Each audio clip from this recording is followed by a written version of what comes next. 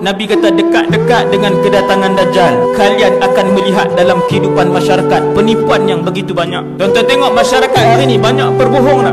Penipuan dan pembohongan hari ini dalam internet, di tempat kerja, dalam masyarakat, dengan jiran, dalam keluarga, berdarah daging dalam kehidupan masyarakat. Setiap hari mesej-mesej tipu atau fitnah atau sebar aib orang ni penuh, sebar merata. Tetapi fitnah dan tipu itu apabila sampai kepada orang yang beriman, maka dia akan berhenti di situ.